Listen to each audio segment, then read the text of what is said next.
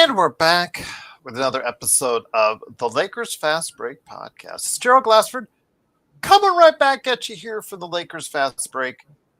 Pop Culture Cosmos, which I do twice a week, every week, wherever you get your podcasts. Hopefully you'll be able to get a chance to check out the latest episode where I talk about How to Train Your Dragon and the live action remake. It's remaking a lot of dollars. That's what it's doing. So we talk about that, plus all the video game news of the month, both the highs and the lows. And I didn't, if you didn't check your YouTube out there, Xbox just dropped a whopper here a couple hours ago. So, yeah, absolutely. Just go ahead and check out what we're talking about with the video game world. I got to update everybody on that later on this week on the Pop Culture Cosmos, wherever you get your podcast. So, JSJ, all I say is check out your Xbox YouTube. It's just their plans. They're talking plans, but they finally announced what their plans are, and they just made a big deal to go ahead and help their plans come true. So we'll just go ahead and talk more about that on the Friday show as well, on the Pop Culture Cosmos, indeed. But Alfred Ezman is here. Go ahead and make sure you catch him on Twitter, also on LinkedIn. He is part of a great World Baseball Network. He is the NCAA correspondent covering the College World Series, and also a recent, hiree, because he just became a part of the Loudoun County News Herald Sports. I guess he is the sports reporter. Are you the main sports reporter? Or are you a sports reporter with the Loudoun County News? I'm the main one. I was trying to read. You're the main one. Okay. Because I was trying to determine by your wording on LinkedIn and your announcements whether or not you were a part or you were the. So, okay.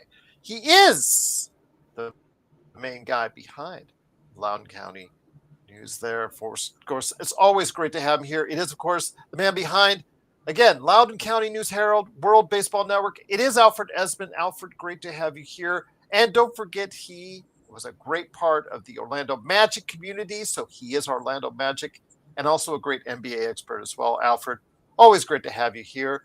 Rocking the stash. I see. There you go. Mine too. Yes, there you go. Indeed. You know what? It works for Pedro Pascal.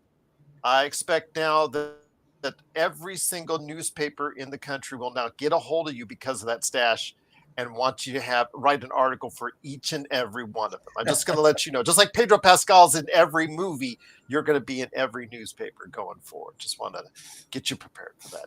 I appreciate that. Thank you. Yes, absolutely. Joe Soro, if you don't know what the hell this is by now, then, I can't help you.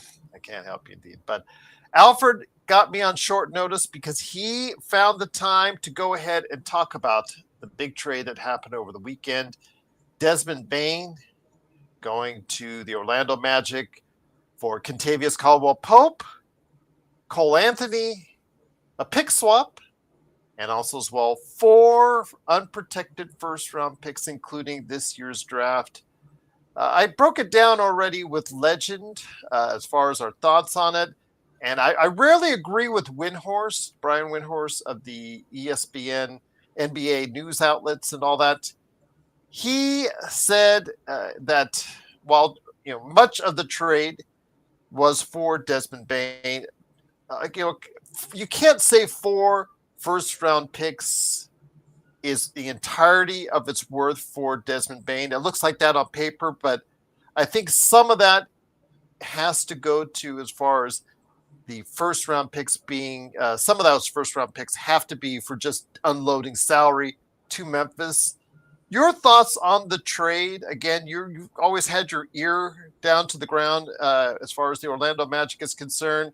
We've talked at length about their offensive issues, their offensive struggles. I believe they're 31.5% as a team. 3-point shooting was, I think, the worst since, sorry, Lakers fans, the Lakers back in, I believe, in 2015, 2016. So it was pretty bad. Your thoughts on this trade? Is it an overpay? Is it an overreach? What will Desmond Bane do? Is this going to make the Orlando Magic infinitely better? Or in the Eastern Conference that now could be in very much disarray for next season? Your thoughts on the trade for Desmond Bane to to Orlando? A lot to unpack. A lot to unpack. I think Desmond Bane himself is a great fit for the team, and I'm sure a lot of people would agree with that. He's going to be a positive player on the defensive end.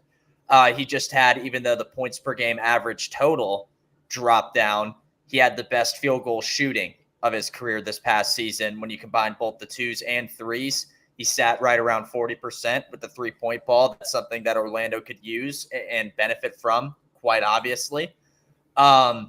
Still on the younger side, 26 years old. It's not like you're getting some 30-year-old veteran, who's, going to be that kind of mentor for the team.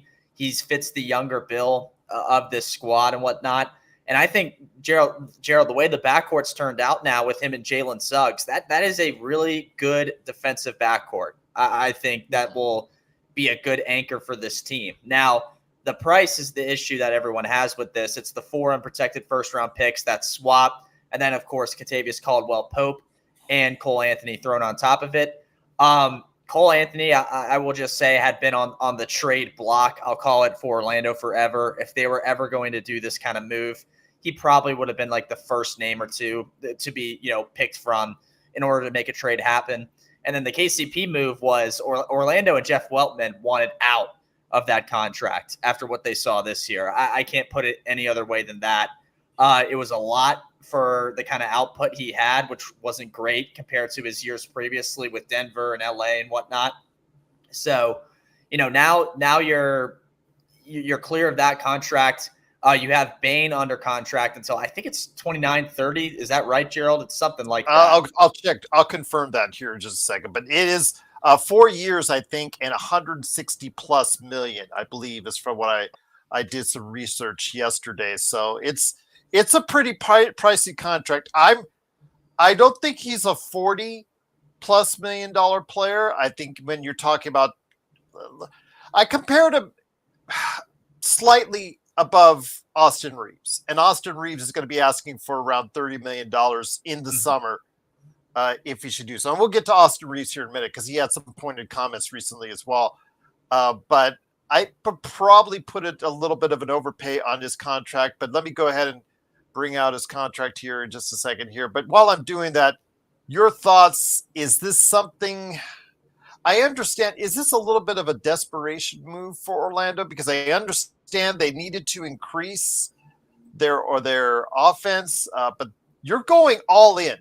By doing this, you're committing to Suggs when he gets back from his ACL. You're committing to Wagner and Banchero. You're committing to this core of very expensive players, especially when Banchero signs that extension of his.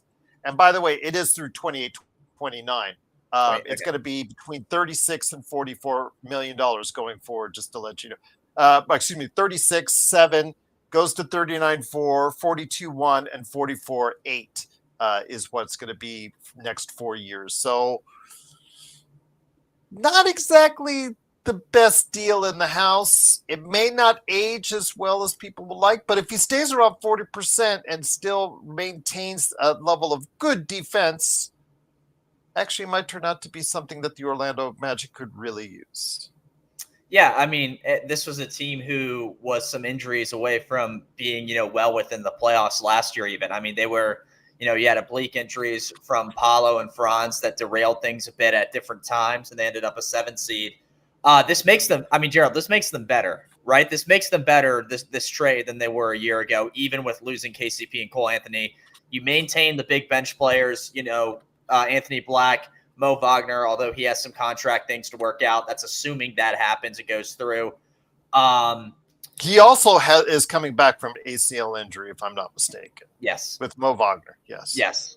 Goga Bitadze, who's deep on the bench, you maintain him as well. You still do have that second pick that you had from the Denver Nuggets trade this year to work with. You kind of got to land with that pick, but knowing Orlando's recent draft history, they tended to do pretty well with those. So, that you have faith there that that'll go through. For me, you're absolutely right, though. I mean, this is an all-in kind of move. And with how the East is going to be next year, with Jason Tatum being out with that bad Achilles injury, This could be an up for grabs thing. And I think that the Indiana Pacers, I think, played a part into this because now Orlando's like, hey, these guys were in a similar, if not the same spot as us, for the past couple years. We can do this. We really can. And they felt that the shooting guard needed to be addressed. And last year it was, KCP taking up most of the reign in that shooting guard spot, so to speak. And now they made the switch to flip Bane in there. It's a younger guy. It's a great defensive guy. It's a guy who's also a good shooter. Again, point per game average slightly down. The shooting that he was doing was the best. This is a guy that Memphis leaned on a ton last year, Gerald. I mean, if I'm not mistaken, a ton to get them up into the playoff range. So big stuff there. I know he had a bad playoff series, a pretty bad playoff series against the Oklahoma City Thunder. But you got to take all 85 to 90 games that they played into account, and he looked pretty solid throughout all of it. So it is an all-in move. Orlando's now in the second apron, based off, Desmond Bane's contract. So they are very limited as to anyone else they can pick up. It would only be for, if I'm not mistaken, a vet minimum, right? That's all they can really do at this point with signings. So their hands are tied. But this is the time. I mean, Desmond Bane just got to Orlando. He's saying, look, I'm ready to win with this team. We know what we have here. If they stay healthy, I think they can really make some noise in the East. To call them, ready to win the championship might be a little hesitant, but you can't really, with how the East is, I think it's a good dark horse team to make the finals if all things roll into their favor, kind of like it did with Indiana this year. Once again, I'm on with Alfred Ezman. Please go ahead and support him today on Twitter, plus also as well at Alfred Ezman on Twitter. Plus also as well, go ahead and support him on the Loudoun County News Herald and also his work with the World Baseball Network. Alfred, I still think there's something missing. I mean, I don't think one player will cure all ills when it comes to the offense in Orlando. Nobody questions their defense, their perimeter, their defense, their length, things of that that they can do defensively. I think, well, I don't want to put them in Orlando's category. Excuse me, I don't want to put them in Oklahoma City's category or even the high level of play that Indiana has played in defensively at times in the finals. I still want to say they're one of the best defensive teams in the league. If you do not put them in your top 5 defensive teams in the league, I think something's wrong with you. But that being said, I don't think Desmond Bane cures all ills on the offensive end. I think that there's still something, one or two players offensively that maybe can create their own shot or do something to facilitate more shots, because they're saying to Paulo Banchero, you're our guy. Let's go forward. And, whether or not you believe 100% that Banchero is going to be that guy, I still think that's a lot of pressure on a young kid like that. I would like to see one or two more veterans around that base that they have that can facilitate or create their own shot to just spike up the offense, or shooters, even if something like that, more consistent shooters, because we've seen what trouble Franz has had. He's just not at this point a good shooter. That's his super weak link in this game. And it's really going to be hard for him to really break out to the level that a lot of people think he is until his shooting gets around. And then Suggs, I think, is pretty much the same thing. Your thoughts? Is this enough with the Desmond Bane trade, or do you think that they need something more? I do think they could use something more, although I don't know if you go reach out, to another team or whatever in the league to get it. I think you might have it internally, which is how the Magic have functioned, Gerald. I mean, this is the first trade they've done, major trade like this they've done in years. It's the Markelle Fultz trade. Yes, it's been a long time. I mean, this is a team that has been independent, internally invested in what they have in their building. And I think that's going to be a big factor still. I think you still are looking for development out of Anthony Black to be a big contributor off the bench. You have just 1 year so far of Tristan da Silva, who was a great shooter coming out of college and had to take up the load a lot at times, from injuries happening this past season. And then this draft pick that they still do have this draft late in the first round from Denver is going to be huge with whoever they pick up from it.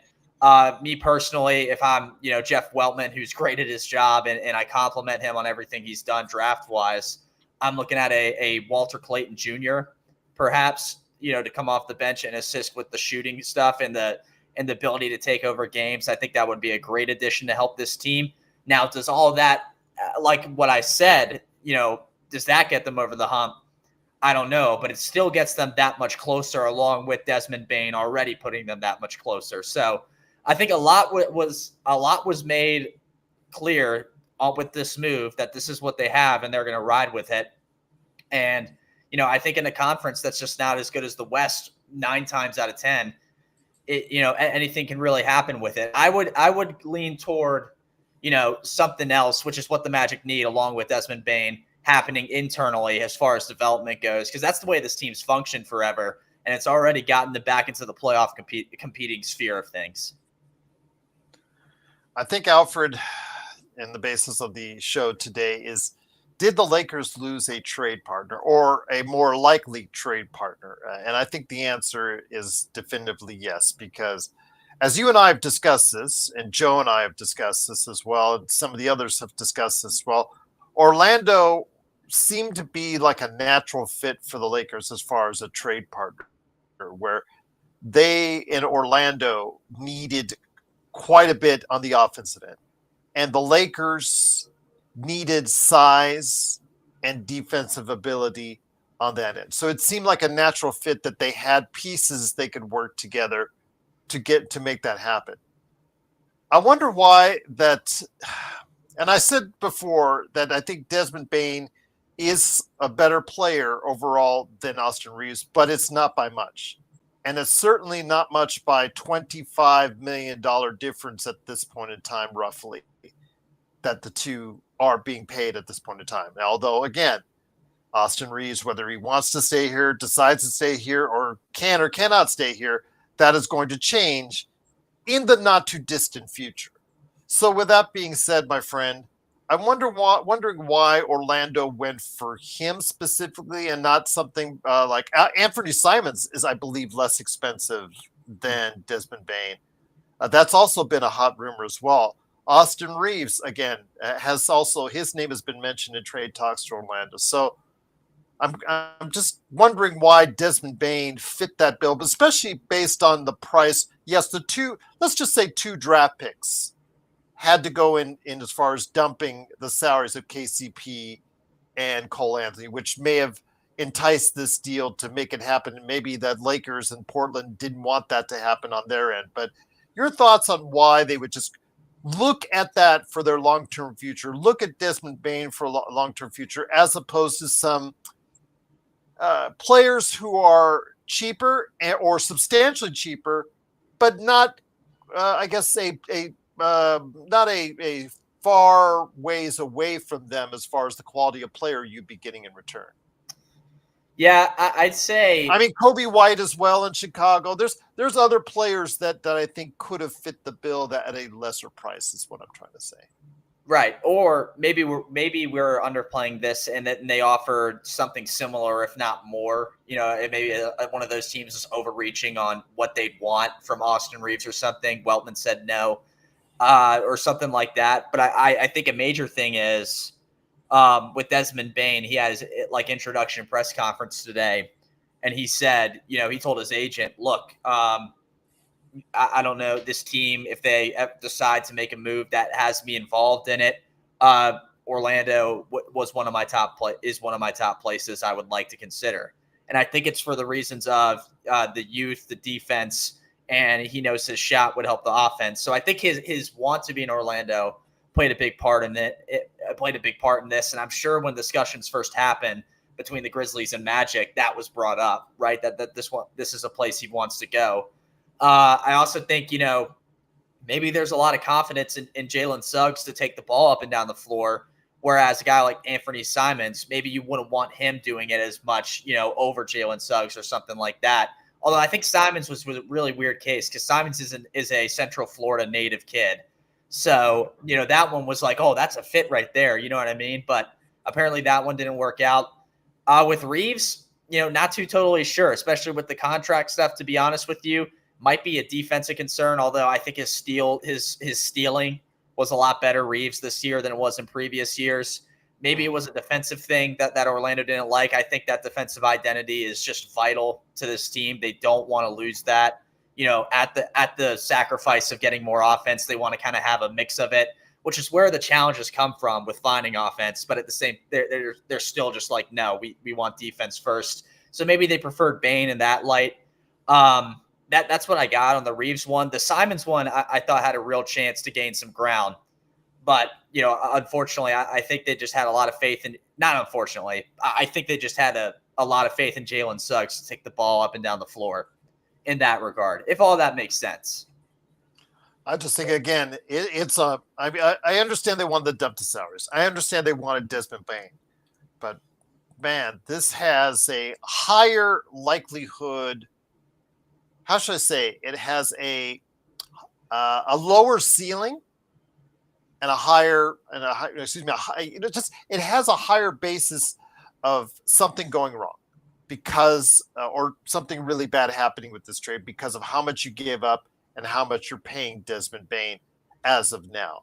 That is my concern as far as if I was an Orlando Magic fan or operative at this point in time, because even I think you're saying yourself it might be a little bit of an overpay for what you're doing. Despite the fact you were getting rid of salaries, KCP is obviously it's a negative salary at this point based off of what he plays. Cole Anthony, it's Cole Anthony. I mean, it's not. It's there. It's a salary that's there. He can get you 10 to 12 points a game, and I think he'll do that for however long his career is going to be. I think he's a good, solid player, and he's paid like a good, solid player. So I don't think it was for him, like his contract or salary, his contract just happened to meet, the needs of what this trade allowed. But I think KCP, I understand, is regarding his 2 years, $40 million plus that are still left on the contract. I don't know. This is a large volume trade. This is a chance. And this is the first chance, like you said, this is the first trade that Orlando has taken in many years. This is a big swing, my friend. This is a big swing. And now that Orlando is pretty much tied to this future, the way it's currently constructed, you can tweak around the edges, of course. It's going to be interesting to see if that youth develops to the point where we will see them at the top of the Eastern Conference. Yep. This is it's career defining for Jeff Weltman, this move that he made. Again, I think, they're bought into what they have internally, and that combined with this massive piece that involved Desmond Bane is a huge deal. And I will say, in defense of Weltman and kind of a little bit against the people who are like, oh, it's a lot of picks, Orlando doesn't need to be in a spot anymore where they're totally like, we need to hoard all our picks. I know that's how Oklahoma City kind of got to where they are. It is. But I mean, Oklahoma City is, I know Philadelphia tried to use that model, but Oklahoma City is the model for the way you're doing it. Nobody else is going to probably try to be, or is going to be that successful in the way that they're doing it as Oklahoma City. I think Oklahoma is like the best case scenario for a short-term tank, a quick rebuild, and a platform for having multiple assets going forward. I just don't think that other team is going to be as successful in doing it. Right. And for me, let's say Orlando didn't do this. So they still have those picks that are more than likely, right, based on where they finished in recent seasons, going to be in the 20 to 30 range. Mm-hmm. At some point, you're going to kind of run into a lull with the talent you find at that level. And it's going to be solid at best, but it's not always going to elevate your team, when you're constantly picking players at that level. So that's where I'm like, you can use those, you could spend those up and ship them out a little bit. And you can bring in a big guy who you feel like completes your team a lot more. And Desmond Bane's the guy they feel like completes their team a lot more. So if Memphis uses those picks and drafts really well, with wherever Orlando ends up with those picks, more power to them, great. But in my opinion, I think at some point Orlando felt like, look, we don't have to worry about these draft picks as much anymore. We need to find something that completes this team outside of us internally, while we still have all this internal talent that we're still kind of brewing in the pot a little bit. And that's what they're doing. So I think I understand, the concern with 4 picks, and it's a lot, especially for a guy who's not an all-star, has not been one yet. But I think they felt that this was the move needed to compete in a conference that, seemingly is in disarray every year other than the Celtics. And with the injury stuff with Boston, it's going to be even more kind of what's going to happen, that sort of thing next year. So that's where I'm at with it. And the salary implications that they're currently going through as well. Right. No, exactly. So I think that's where the mentality is with that. And, Memphis, I don't know. I heard from Shams today that they're still looking to build around Jaren Jackson Jr. and Josh. So this isn't necessarily a blow up that they're doing or anything by any means. But, if they draft well with what they got out of this trade, more power to them. And maybe they'll find a diamond or two in the rough. But with Orlando, they felt that this was the move needed. And it is a team. No one can sit here and tell me that this was a team that constantly needed to find people in the draft for 4 more years in order to compete at the highest level. They could have went out and made this kind of trade to get somebody if they needed to, and they did. So overpay, maybe, probably, but they felt like they got the guy that was needed. So here they are with that. Once again, I'm on with Alfred Ezman. Please go ahead and support him today on Twitter or X or whatever you want to call it, at Alfred Ezman. Plus also as well, he is the sports guy for Loudoun County News Herald, and also as well, a correspondent for the World Baseball Network. Appreciate him taking some time out of watching, was it UCLA, Tennessee? UCLA, LSU.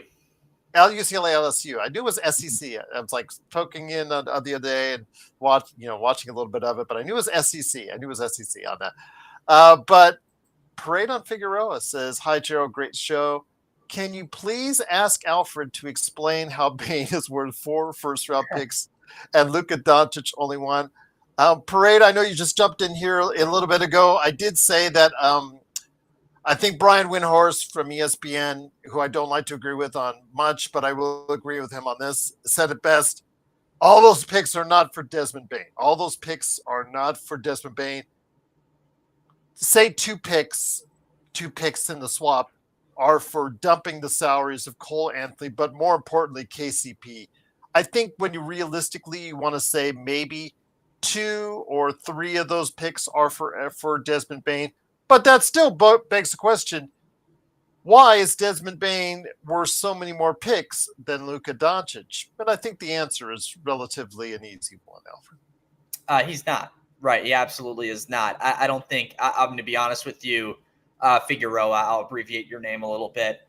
I think Jeff Weltman is not sitting there, really comparing, trades. I know that's something that a lot of people may do. But I think he's a guy, again, like I said, the Magic have been a team that have always dealt with their own whatevers internally and have found their way to get players internally. He's not going to, just look at the rest of the league and compare and contrast. And Gerald, like you said, and like Windhorst said, it's not just 4 picks for Bane. There's other stuff that goes into this with salary dumping. So that's where I have to go with that. The quick answer, though, he's not. I mean, he's not worth more the picks than Luka Doncic. That's obvious. Anyone who knows sports knows that. But my thing is, I just don't think, Jeff Weltman really is a guy to look around the rest of the league and go, oh, so-and-so did this, so I'm going to do that. He's a guy who's confident in his own moves, and rightfully so. Look at how he's drafted, and he's decided to go out and get a big, massive trade to help get his team that much closer. I also want to go ahead and mention, there was a certain all-star level player that Dallas got back in the trade in Anthony Davis. Whatever we said about Anthony Davis and his, he is still an all-star level player. I know at the beginning of last season, he was playing at an MVP-like level, but obviously it dropped off a little bit, what have you. And then despite what we've said on the show, but there are a lot of people in his corner still, how you see and evaluate Max Christie is obviously was part of the plan as well. And Nico looked at Max Christie. Now, Max Christie, unfortunately, had the opportunity to become a legitimate starter in this league and didn't get it done, but he is still very young and still has plenty of time to develop into something more than just a rotationary player that, a lot of people like me have earmarked him for. He can be something more. I know there are certain individuals in our chat that are still infatuated with Max Christie. So, be that for what it's worth. And I'm assuming Nico was one of those individuals at the time. So seeing a young player with what he thought is a lot of promise and also an all-star may have compensated for the fact that I guess Rob Pelinka was able to hardball him out of taking both picks away from the Lakers and just getting just one. Right. Yeah, it's not just Luka for picks, Desmond for picks. That's not what these trades all are. And I know people are gonna be like, yeah, duh, but that's the way it is, right? I mean, that's a big factor because I've seen people, say that. People have said that to me and have said that on social media. The Luka was 1, but Desmond was 4. Why? Thing. Anthony Davis was involved in that trade. Anthony Davis is worth more than Desmond Bane. He is. That's very obvious. He is worth the caliber of a trade that is, required to get Luka Doncic. It's all about that as well. So, that definitely plays a factor into it. But again, like I said, Jeff Weltman's a guy who is confident in his own decisions. He's shown that he is because he deals with everything in his own circle. And here we are with what happened. Drip Show, I think, because he says KCP is only 32 and still a nice 3-and-D. I think that what they saw in Orlando just didn't work out for whatever reason. Was it the fit? Was it the offensive scheme? Was it, did he not? He had some lingering injuries. Whatever you want to say, he did not have. He probably had his worst year of his career. Yeah, now, whether you're gambling on that's going to be an anomaly, we'll have to wait and see. I think this upcoming series or upcoming season in Memphis will dictate what player he is going to be for the rest of his career. Is he a player that still has a lot left to give, Drip Show, like you're asking and like you're saying, which I'm hoping that's the case for him, because obviously we are indebted to him for what he did for us here at the Lakers? Or is he a player we're seeing that like the old days when somebody, a lot of times in the old days, once you hit your early 30s, that was the part of your decline. So is this the part where KCP starts to decline? I don't know, but I think we'll get our definitive answer in the next 2 years on his contract, whether it's still in Memphis or somewhere else, Alfred. So him going to Orlando as a free agent might have just been just a bad fit. And I think we'll find that out rather quickly in Memphis.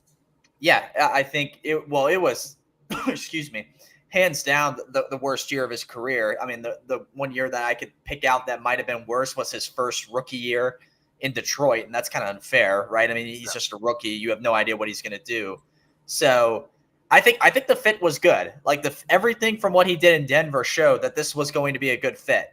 Veteran, great on defense, could shoot the 3-pointer. I mean, the year before this year, he shot 40% from 3. I mean, it's kind of like what we're looking at with Desmond Bane. You just cut off the age by like 6 years. So I think for whatever reason, it just went the opposite direction. And, there's really no explanation for it.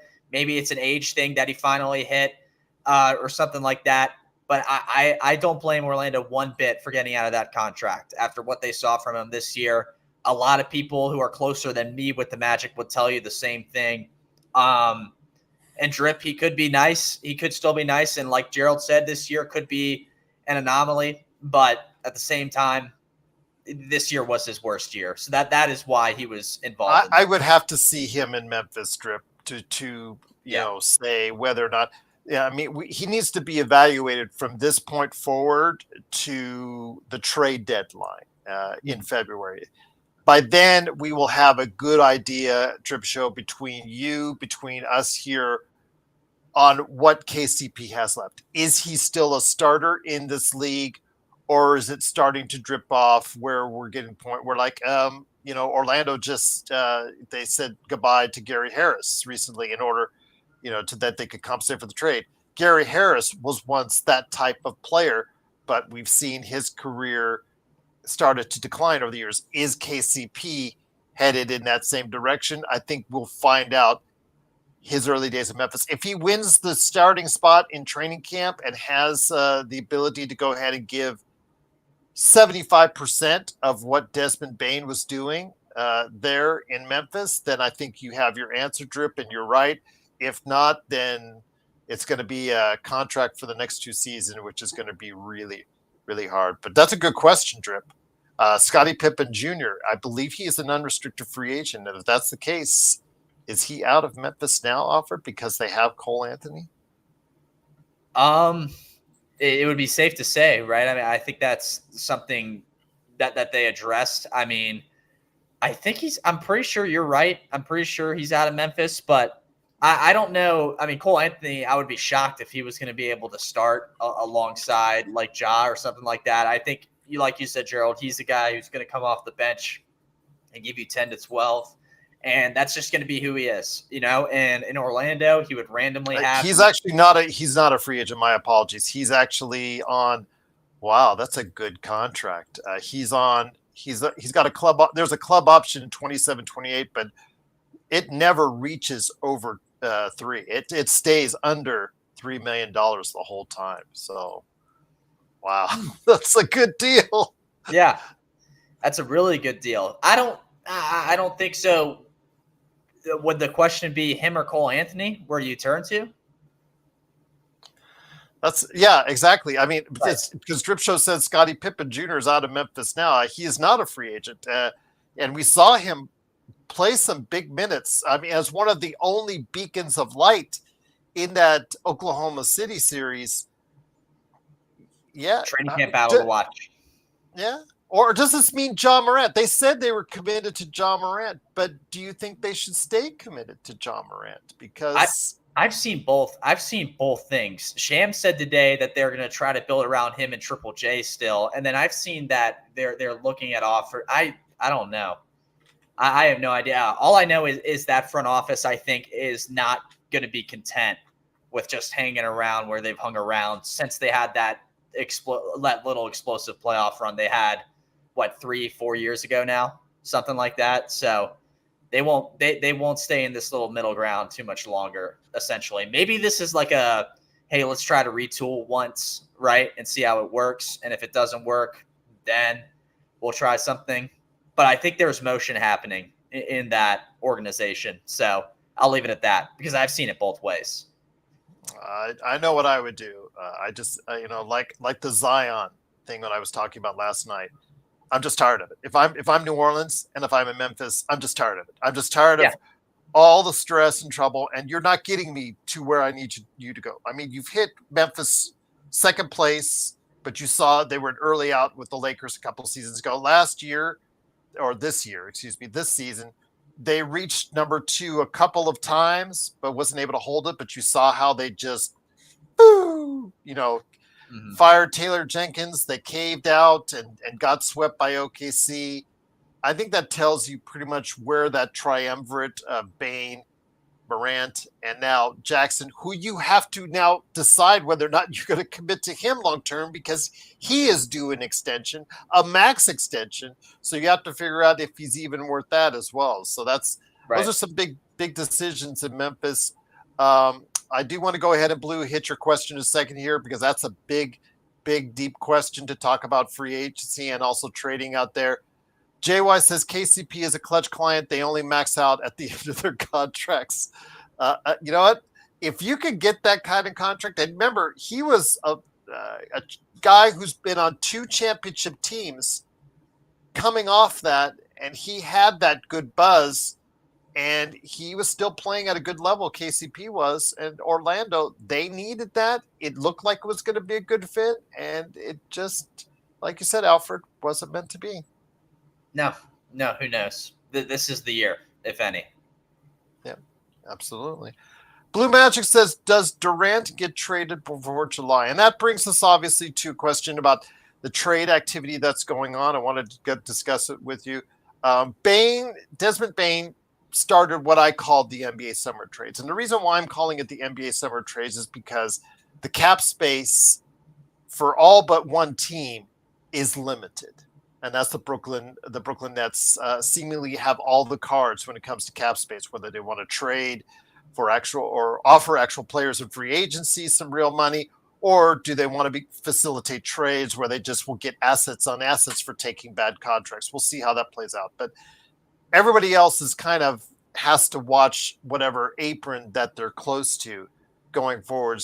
But they still want to improve their teams in a league where I believe there is no definitive dominant team. I'm seeing in the finals now Indiana, who has its flaws, but also a lot of pluses.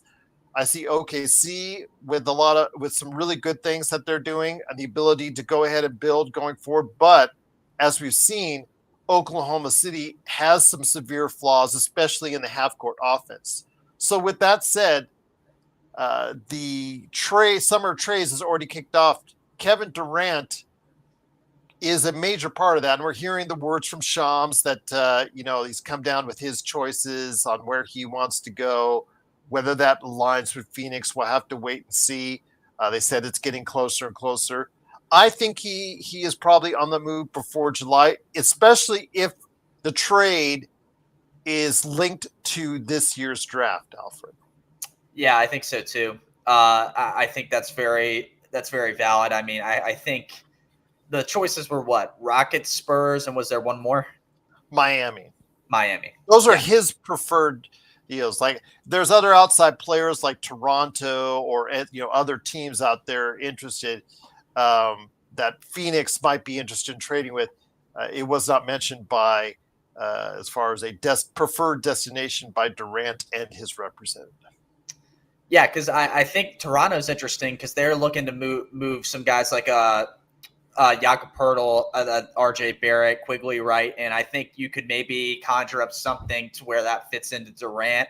The Bane trade, like someone, I can't remember who it was, brought up the picks thing, comparing it with Luka Doncic. It's fair to kind of compare a little bit with that because then maybe the pick price goes way up, compared to what Bane was offered. But again, I do think it's important to remember that the players involved in it also play in part to the players you're getting back. So that'll be important. I'm with you, though. I think there's been, and this has really been brewing since kind of throughout this whole season with, this whole thing of Booker, Beal, and Durant just never really worked in Phoenix for whatever reason. It never really came to fruition.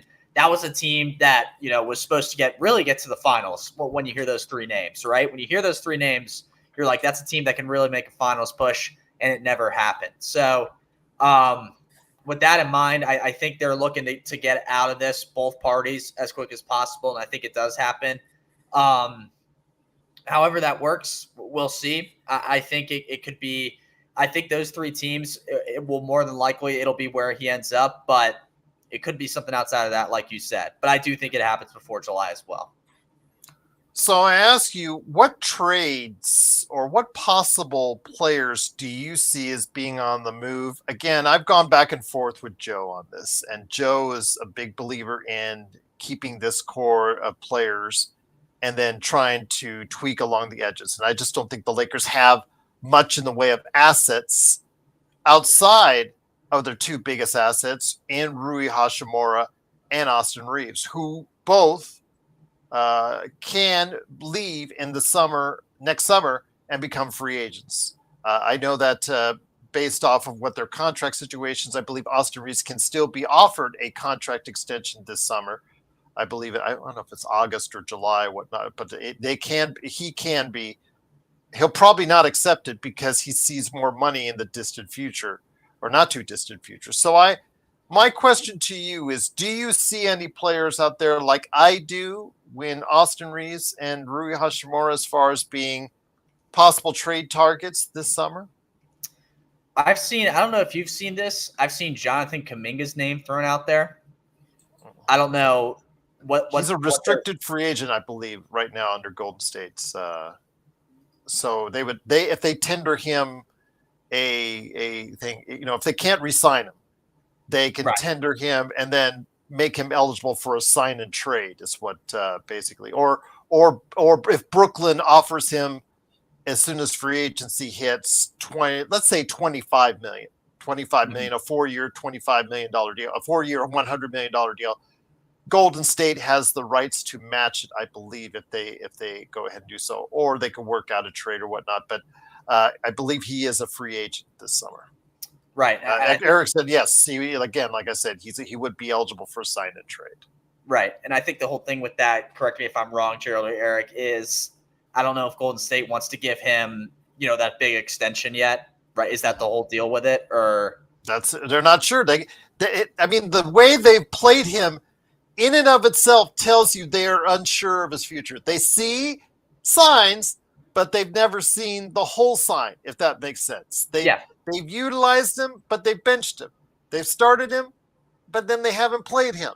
So including the playoffs, he was all over the place as far as his minutes are concerned. So even they are unsure how they want to proceed forward, but I have a feeling if he does move on, he's not going to be gone for just nothing. I have a feeling Golden State will tender him, and there's going to be a possible sign and trade for him wherever he's going to go. I think so too. I don't think they want to let him walk for nothing. I think that's a guy you want to get something back for at the very least. So that's the one I would watch out for. And I guess, maybe you wanted something better than a sign and trade guy. But I remember hearing about this stuff during the year, and then with the extension stuff, and then being unsure really in all facets, like you said, of what to do with him.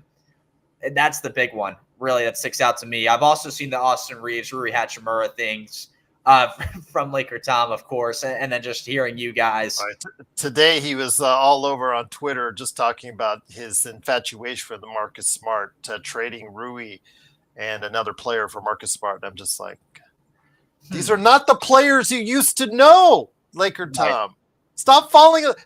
These Laker fans that fall in love with players who were good 2 years ago, 3 years ago, whatnot. It's just like, what are they doing now? What are they doing now that you need to understand? Who is the player they are now, not the player they once were? Yeah, no, I'm with you. But that's where I've seen it. The other ones, for the most part, I think Kuminga is just really interesting because clearly, like you said, Golden State's just not into. I wouldn't say not into it, but just unsure of what to do. And they don't. And if you're unsure of what to do, I wouldn't pour tons of money into it, right? That doesn't really make sense. I will say, and I was Bobby Marks from ESPN was refreshing me on this in one of his latest videos, is that Golden State does not incur all the same restrictions and penalties for re-signing their own players.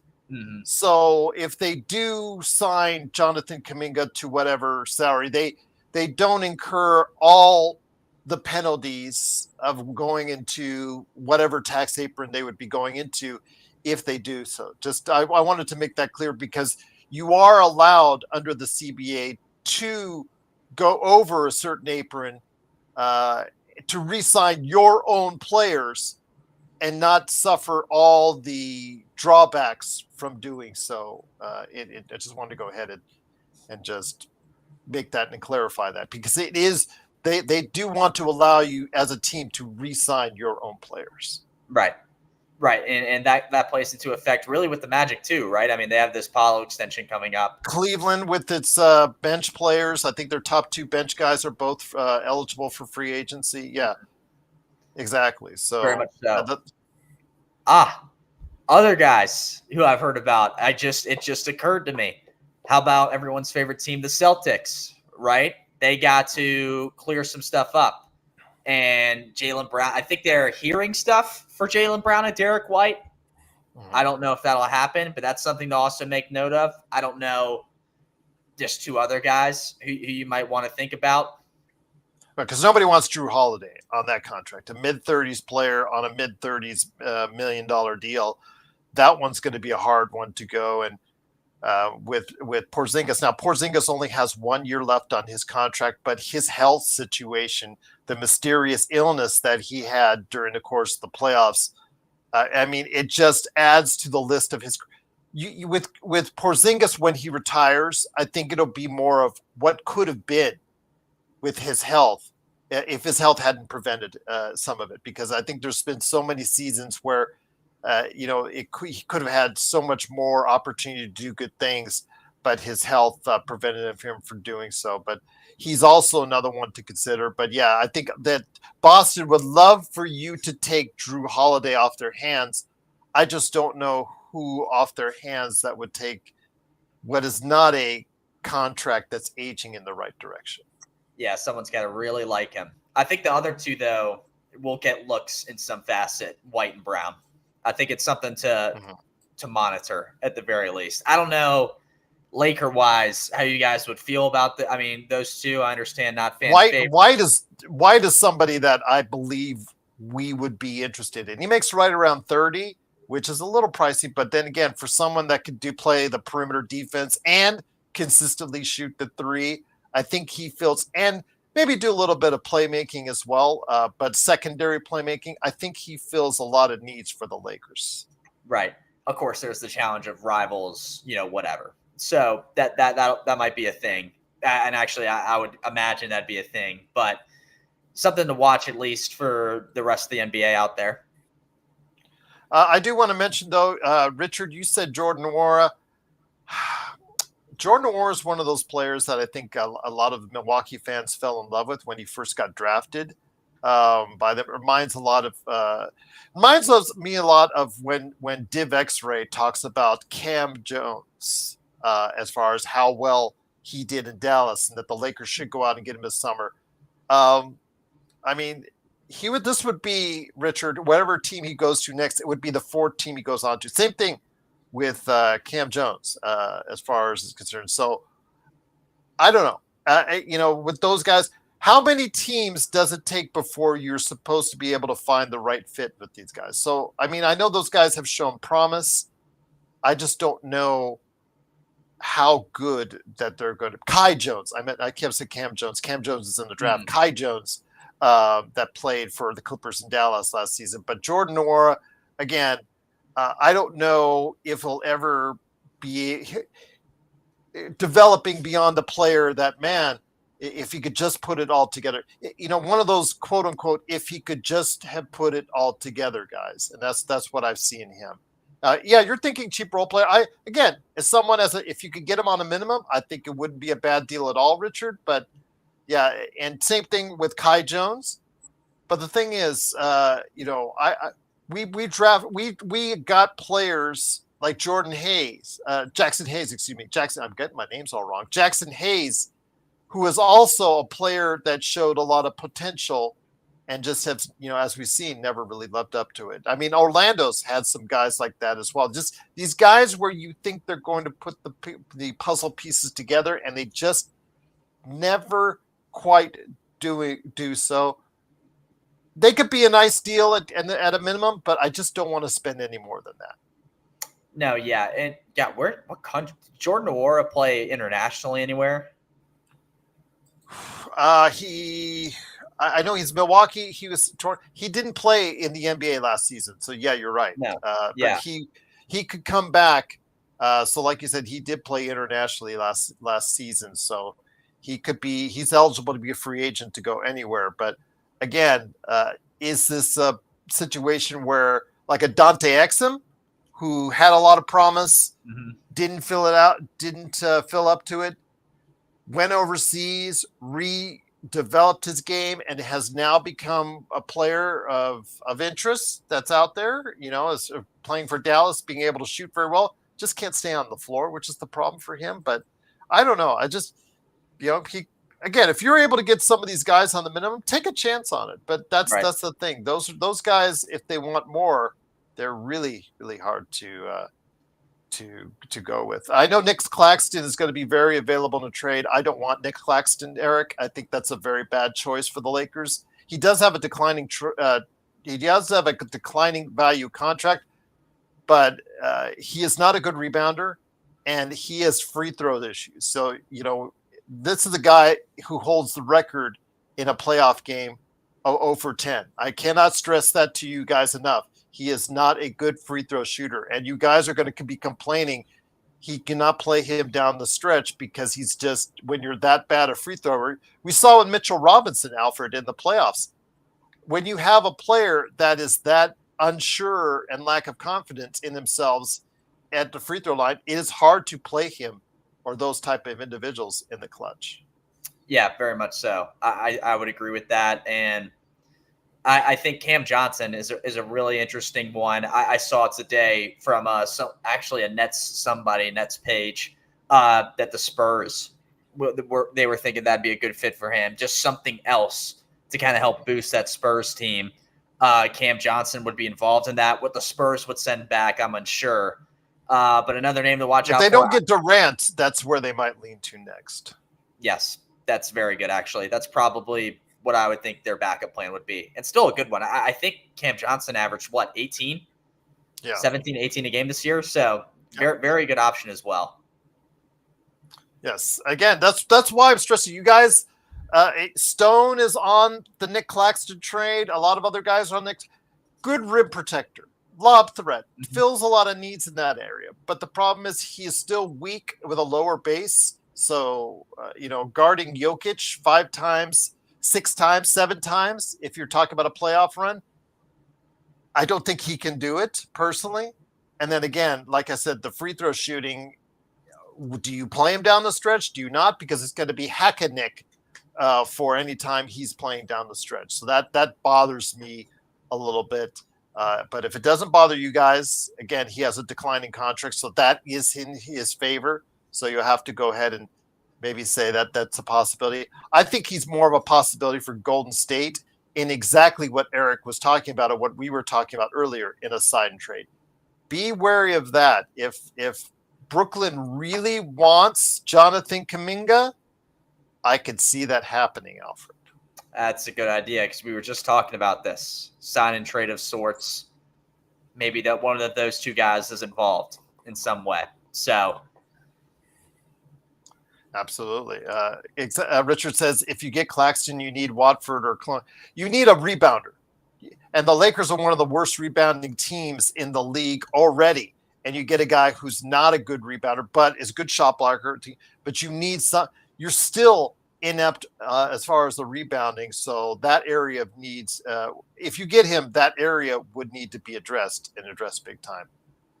Any good potential G League players like Imani Bates, Sensabaugh? I thought Sensabaugh played some time with Utah, and I think Imani Bates still playing on the Cleveland Cavaliers? Alfred, great question. Let me have a look. I mean, both will be okay for the Lakers. I mean, they're young, talented, possibly can do some things. Dan, I wouldn't have a problem with either one of those guys, but I do know that Sensabaugh did play some time at the end of the year on a tanking team. He did play some extended time for the Utah Jazz. And Imani Bates, I don't know if he was still on the Cleveland team at the time that they went to the playoffs, but I think he was. I think he was, just thinking of it. But, again, if they fall through the cracks, sure. Or if a Kessler trade happens and Sensabaugh is part of it, I wouldn't mind at all. I think those guys may have some possible future rotation ability on any team that they go to. Richard says not trying to help Golden State, but Kuminga on a sign and trade to Brooklyn does make sense. Yeah, because they need a big guy. We talked about it last night with Legend, because Legend is a big supporter of Golden State, and he knows, like we do, Golden State and the Lakers have similar issues on what they need to address in the offseason, and they have more draft picks and more assets to do it than the Lakers, which is concerning to me indeed. But before we head on out, my friend, I wanted to go ahead and ask your thoughts on the finals so far. We head to Game 6 in Indiana. That's on Thursday. I wanted to go ahead and ask you your thoughts on it. I did want to mention out there, Stone has had a change of schedule, so I don't know yet when we're going to do our NBA draft preview, and also now that's thrown into complete disarray when I'm going to do my NBA mock draft, which I'm hoping Alfred would be a part of. But before we head on out, what are your thoughts on the NBA finals so far? Man, I watched this would be game 4 of the NBA finals. The one the Thunder won 111 to 104. Man, Gerald, Indiana had that game. I mean, they had that game, and it slipped right through their fingers, and Oklahoma City crawled their way back into it. SGA, tremendous. Him and Jalen Williams in that game, perfect from the free throw line. That's a team whether people like to make fun of it or not, can make their free throws. And you're going to get beat by them if you let them get those opportunities. That's what happened there.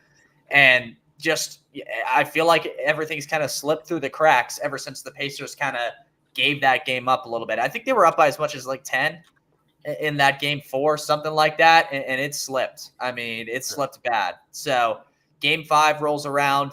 Of course, Oklahoma City won that one 120-109. Ridiculous good game from Jalen Williams with 40 points.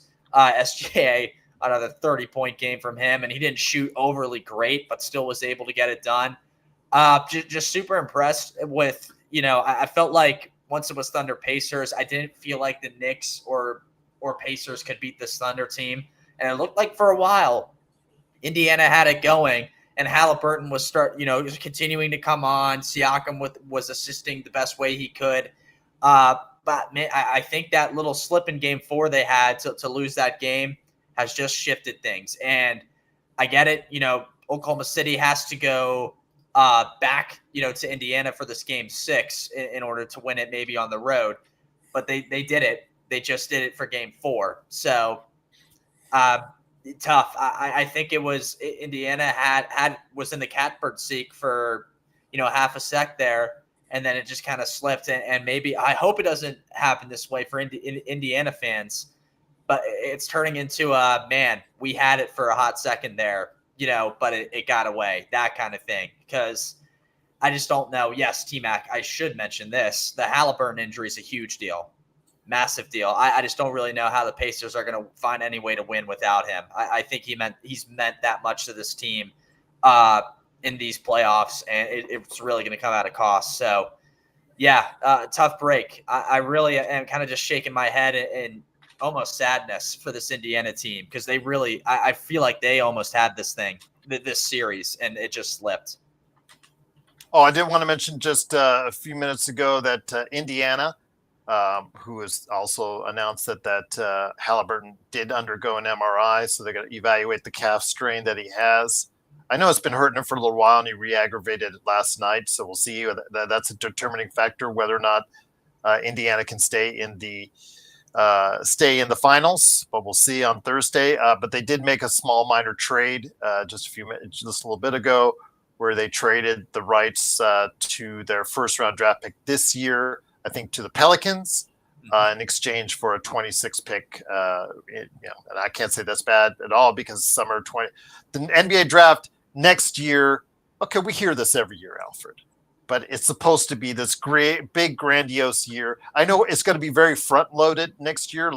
There's going to be more upper echelon players next year, barring, any bad health issues or anything like that.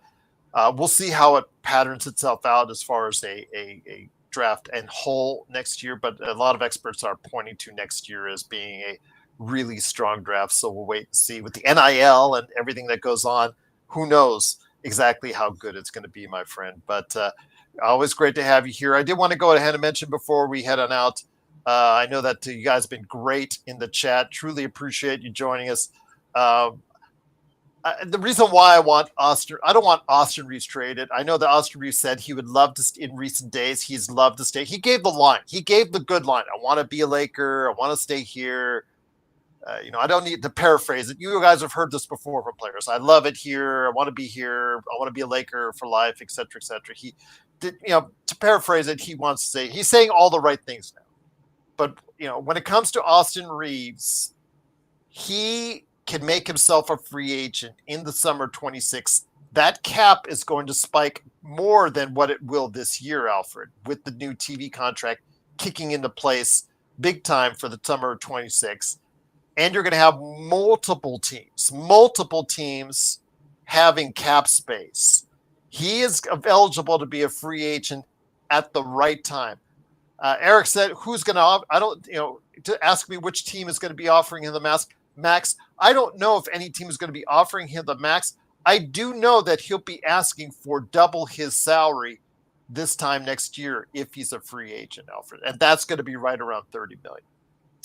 Yeah, it will be. And it'll be, I think the kicker for the Lakers will be, can he continue to improve defensive play. And I think you saw it some, especially with stealing the ball. But I think there's still a little more, to gain out of it. I do think he found a spot, though, as being a valuable asset for this team and the success they had. And on top of that, he wants to be there. So all the signs, Gerald, I like what you said.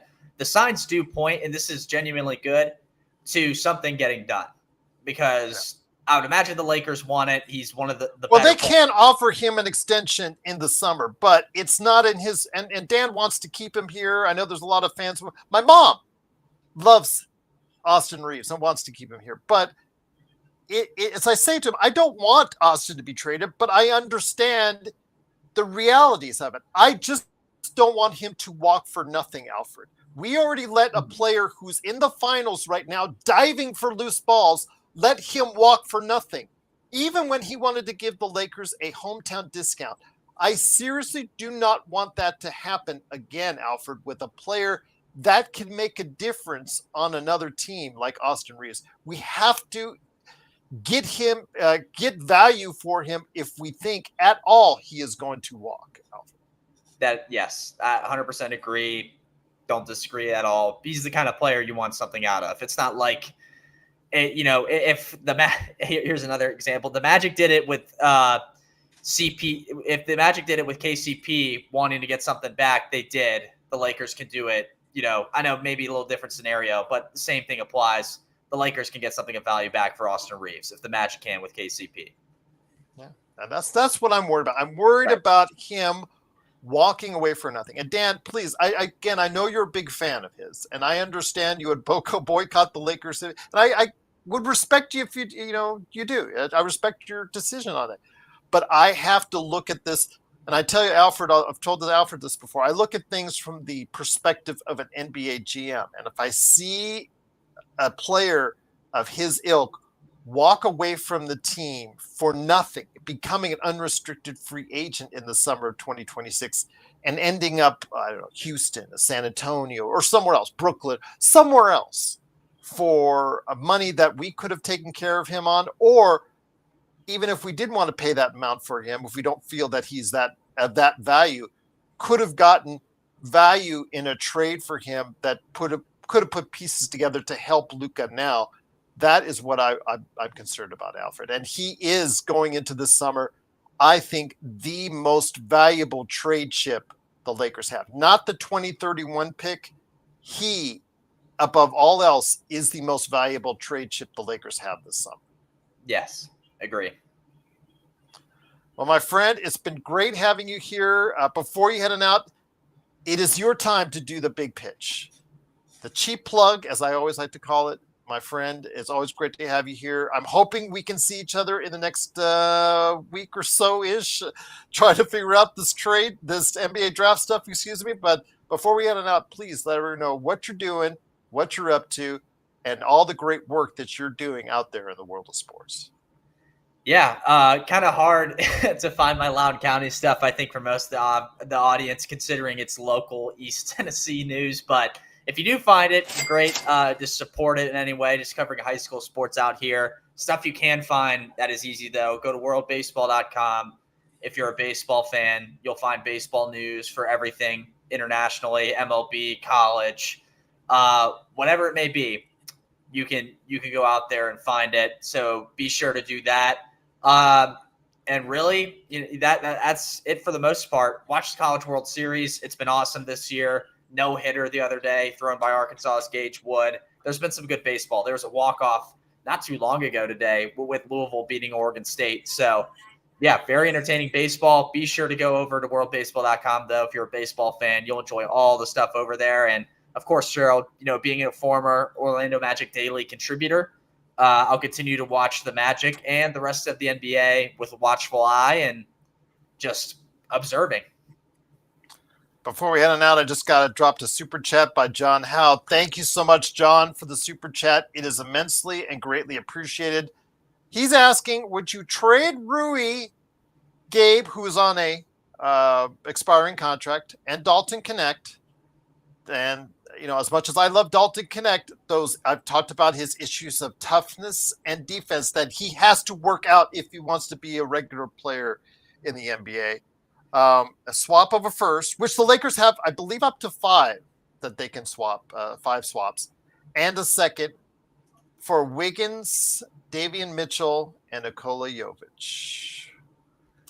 I still wish we could just change that V into a K, but I understand we can't.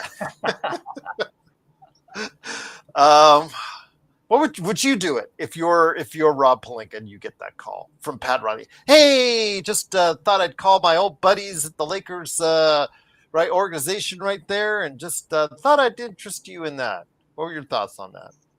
I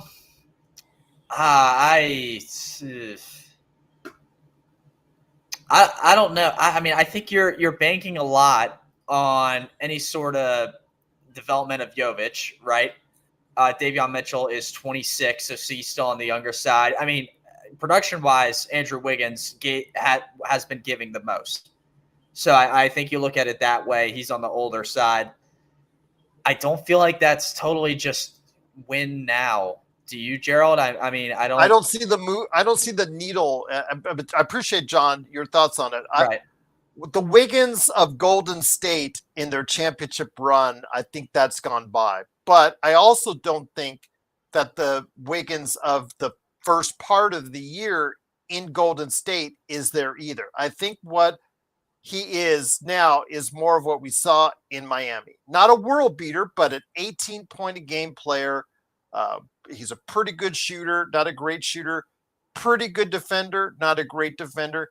He is what he is still at this stage of his career, but he is not a world beater. So Davion Mitchell, he's bounced around a little bit, but he did in the limited time in the playoffs, actually did some good work in the playoffs. I was impressed, but I still think he's a rotation player coming off the bench, but he does play pretty sound defense, and he did show that he was a little bit more of a consistent shooter. But I think ultimately what comes down to this trade, if you do it for the Lakers, is Nikola Jovic. Do you believe in Nikola Jokic going forward? Ooh, I mean, and then for Miami, it would be about Connect going forward, because Connect is the one. Yeah, it's Connect versus who do you have more belief in if you're these teams, Alfred? That was my other thing too. You kind of have to, like I just said it from a Lakers side of things, you have to look at it from a Heat side of things and think, okay, we are getting for us Rory, Gabe, and Dalton Connect. Really, to me, the only thing of value that they'd see out of that, no disrespect to these two guys, but going forward in the future, the only thing they'd see of real big value is Dalton Connect. I think Rui Hachimura is what he is. He's great, will contribute to the team, but not a needle mover, like we kind of said about Andrew Wiggins a little bit. Gabe Vincent, I'll just go like that. And then as for Dalton Connect, I don't know. To me, I think it would be the Heat telling you no, to be honest. I think Connect has the higher ceiling. Yeah. But Jovic is the better player now. Right. And that's where I come down to it. So Jovic helps. Yeah. And if you're the Lakers, you take that deal. It's because Jovic is the better player now. But if Connect could blow up. But then again, he could be a player like they've had before, where 3-point shooter, but just cannot help you defensively. And that's what I think Connect has to shore up. And he has to become at least passable of a defensive player and toughness wise in order to stay in this league and to stay become a rotation player or even a starter in this league. He has to work on those things. So was he? But that was a great question, John. That made me think a little bit. That made me think indeed. Yeah, absolutely. So, but Alfred, we will try to work out a schedule. I'm hoping to have you back on ASAP. I know you've got a lot to work with World Baseball Network and the Loudoun News Herald, being the sports guy that you are with them. Looking forward to bringing you back on ASAP. But again, I truly appreciate you got me on short notice, but I'm always glad to have you on, my friend, anytime you can. Awesome. Thank you for having me again. Glad to talk about it and interested to see how some of this trading goes down, because that's going to be the majority of what we see this offseason, I feel like. Once again, it is Alfred Ezman. Please go ahead and check him out on the Loudoun Herald. News Herald, the Loudoun News Herald. That's a lot of words. Loudoun News Herald as the sports reporter there, and then also as well at Alfred Ezman on Twitter, and then of course also everything that he does on the World Baseball Network. Richard says the problem with Jovic is he is a 7-foot point guard with no DC. Again, they all have their issues, Richard. So it's going to be a very interesting summer on how all these teams build around, because I think there's going to be a lot of movement. There's going to be a lot of movement because there's a lot of uncertainty going forward, and there's no dominant teams. I'm not sold on anybody that's a dominant team right now, and I think that gives a lot of teams a window to becoming a title contender. So we'll see what happens, but Alfred is going to be hopefully stopping by whenever he can, and hopefully you guys will stop by whenever you can. I will try to get our schedule straightened out for the rest of this week on the Lakers Fast Break as soon as possible. And for everyone out there, cannot thank you enough for your continued support. Please like and subscribe. Everything that we do right here at the Lakers Fast Break Podcast.